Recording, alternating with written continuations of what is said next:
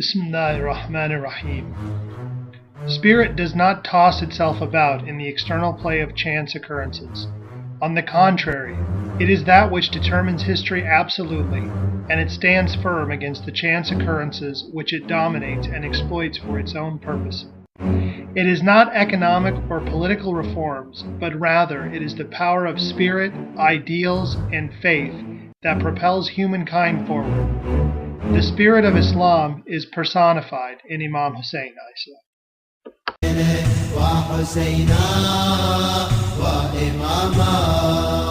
يصرخ العباس لحسين ويصيح قطع الكفين وينادي الذبيح. يصرخ العباس لحسين ويصيح قطع الكفين وينادي الذبيح. شلون يا خويا علم حدر يطيح والكفيل شلون صابوا عينه. louder louder كل يوم كل يوم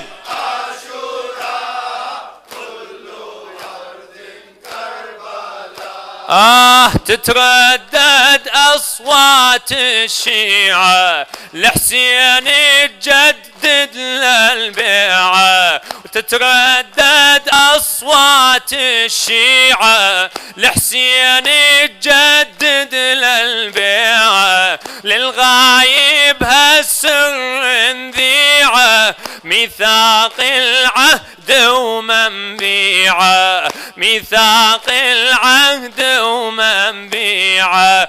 ميثاق العهد ومنبيعة. نحن للسبط فداك كل صبح ومساء. كل يوم عاشوراء كل أرض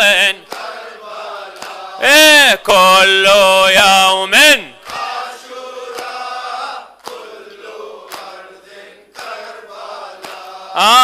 the path that Hussein provides, he teaches.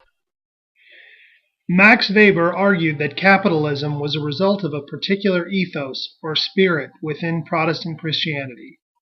This ethic refers to the idea, which is traced originally to Martin Luther, that both hard work and frugality are signs of God's grace. He is credited with the concept of the Protestant work ethic. Weber argues that it was this ethos, which was prevalent among the Calvinist and Puritan sects of Christianity, that led to the dramatic rise of modern capitalism in America and parts of Western Europe in the late 19th and early 20th centuries.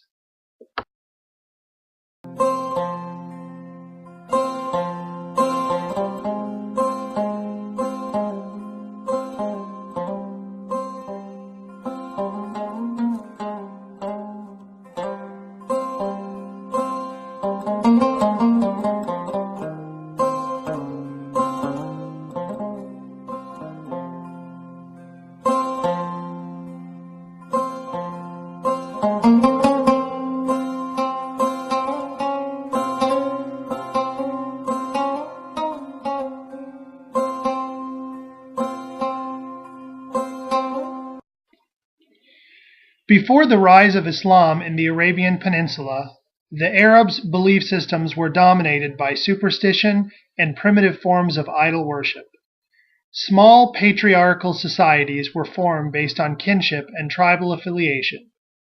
Hedonism, drunkenness, infanticide, fornication, and adultery were normal and accepted parts of everyday life, especially among the wealthy and powerful.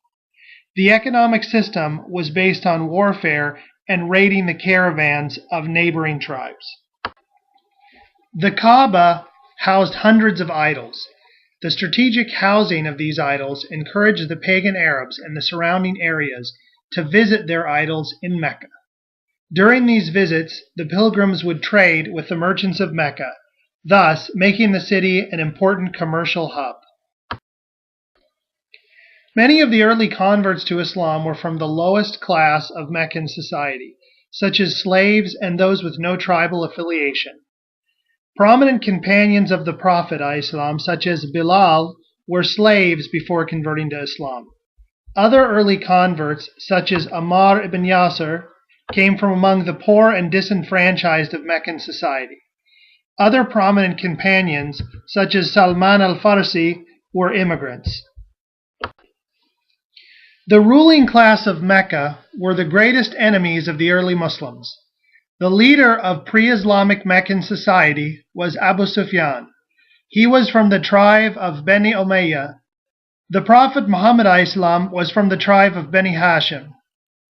The Bani Umayyah had been sworn enemies of the Bani Hashim since the time when Hashim, the forefather of our Prophet ﷺ, had succeeded in banishing his evil half-brother Umayyah from Mecca. The leaders of Bani Umayyah believed that the message of Islam was a pretext for the Bani Hashim to regain political control of Mecca. Despite the difficulties faced by the Prophet ﷺ in the early days of Islam, his reputation for being able to bring together people of different tribes and social classes spread. The Prophet ﷺ and the early Muslim community were invited to come to Yathrib to settle a long-standing dispute between the tribes of Aus and Khawraj. When the Prophet successfully resolved their conflict, the early Muslims were invited to stay in Yathrib, now known as Medina. As the early Muslim society in Medina was established, the spirit of Islam was revealed to the world. With the Prophet Muhammad ﷺ as the uncontested leader, the first Muslim state grew and prospered. The Prophet ﷺ used his own blessed hands to secure the palm branches for the roof of the first mosque, while also serving as president, prime minister, and imam. When visitors came to the city, they would find the Prophet ﷺ sitting on the floor in a circle with his companions and had to ask, "Who is Muhammad?" When the Muslim society was established, the Prophet ﷺ was offered many titles by others. The title, however, that he preferred was Abdullah, the slave of Allah. The Prophet ﷺ continued to spend his time with the poor, constantly attending to their needs. The Prophet's house was simple, and he did not like to have even pictures in it that would remind him of the pleasures of this lower life. After the conquest of Mecca, two unfortunate developments occurred within the Muslim community. The first is a sizable group of Muslims continued pursuing their own political agenda in defiance of the orders of Allah subhanahu wa ta'ala and the Prophet ﷺ, and this group was led by the Bani Umayyah. The second is a group of Muslims that were not hypocrites themselves, but gave more weight to verbal professions of Islam than the reality of a person's behavior. This second group were indispensable to those who wished to hijack the spirit of Islam for their own selfish purposes after the Prophet's death. Of course, the failure of some of the Muslims to fully absorb the spirit of Islam was not surprising. The blossoming of Islam during the Prophet ﷺ's lifetime lasted only a few years. For most of the 23 years of the Prophet's mission, the early Muslim community struggled to survive the relentless attacks from the pagan Meccans. For this reason, the Prophet told the Muslims on several occasions that Ali ibn Abu Talib ﷺ would be his successor in every regard except prophethood.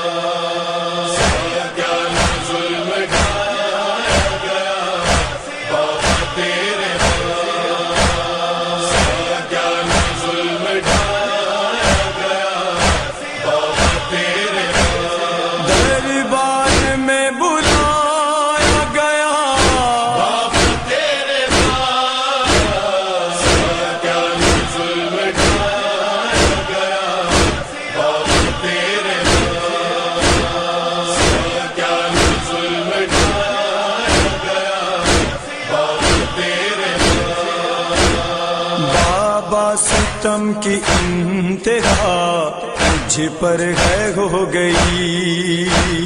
बाबा तेरी जुदाई में जी भर ना रो सकी।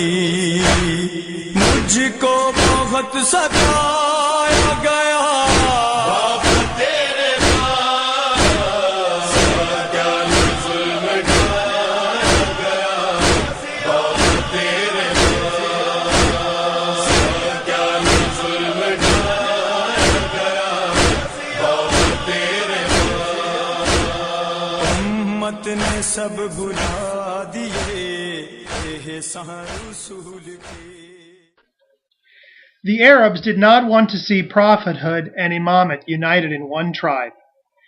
This reveals that even among some companions who had been taught Islam from the Prophet ﷺ himself, the message had not been fully absorbed.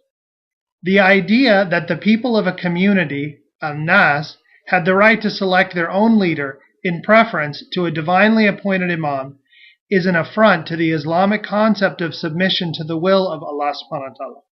The idea that Abu Bakr had the right to usurp the leadership of the Muslims because it was the will of the people was a false notion that is opposed by the Holy Quran.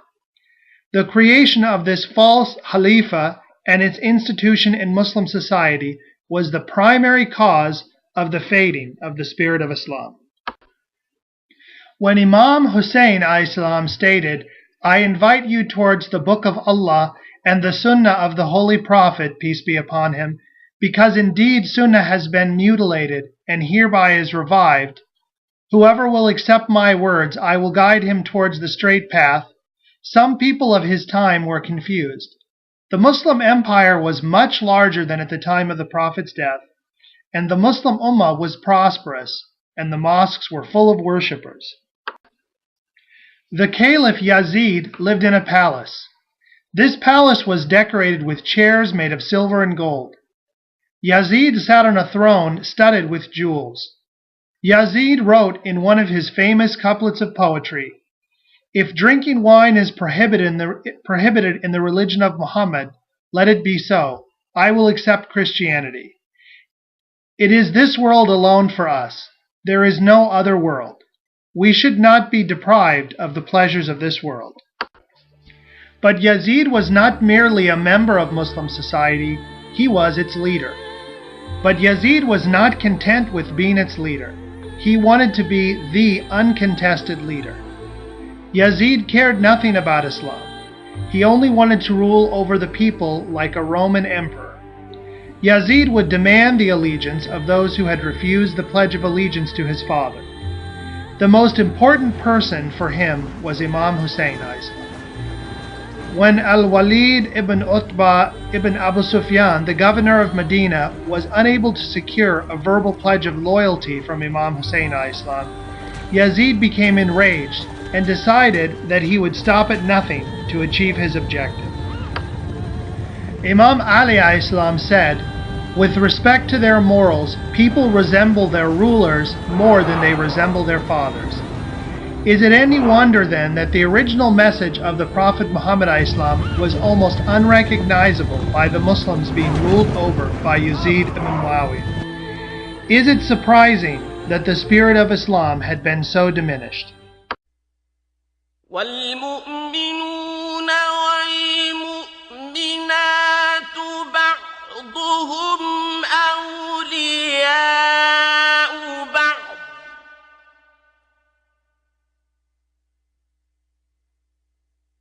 يأمرون بالمعروف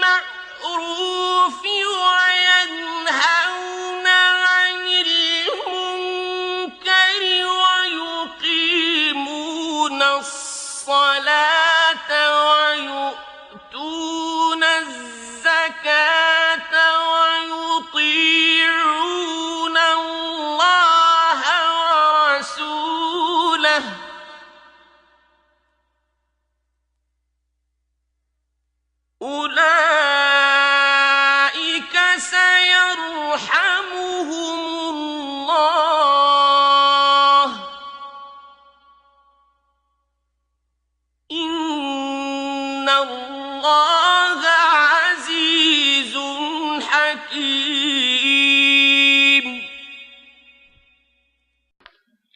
Just before the tragic events in Karbala, Imam Hussien a.s. gave his famous sermon at Mina. In this sermon, he diagnoses clearly and specifically the ailments of the Muslim society in which he lived. He explains how the most important duty of a Muslim is to enjoin good and forbid evil because it makes easier the performance of all other Islamic obligations. By contrast, if this duty is not being performed, the sincere Muslims will suffer as a result. Perhaps the most important point of this sermon, however, was Imam Hussien a.s.'s condemnation of the Islamic scholars. During the lifetime of the Prophet a.s., his companions clearly saw it as their sacred duty to increase their knowledge of Islam and help establish the Islamic principles as the laws and norms of their society. As the Muslim society grew and incorporated increasingly diverse communities, this duty fell primarily on a specialized group of scholars. One of the factors that led directly to a person of ill repute like Yazid becoming the caliph was the corruption of a large portion of these scholars. These scholars became promoters and protectors of the ruling elite rather than advocates for Islam. The sermon at Mina revived the spirit and principles of Islam taught by the Prophet ﷺ. The effect of this speech was that the Muslims recognized that the Islam that was worn like a cloak by the Islamic government and their spokesman was qualitatively different than the Islam that Imam Hussien a.s. practiced and taught. The city of Kufa rose up in rebellion against Yazid, setting in motion the events of the 10th of Muharram. Without a pure example of justice, one cannot so easily recognize injustice. Just as his grandfather ﷺ did, Imam Hussien ﷺ revived the spirit of justice and equality in his society. Imam Hussien ﷺ stood as a perfect example and forever separated in the minds of the Muslims the rulers from the true leaders. And the cause of Imam Hussien a.s. has only become more urgent over time, and his followers more numerous. His stand against tyranny has inspired countless revolutions and social movements among both Muslims and non-Muslims.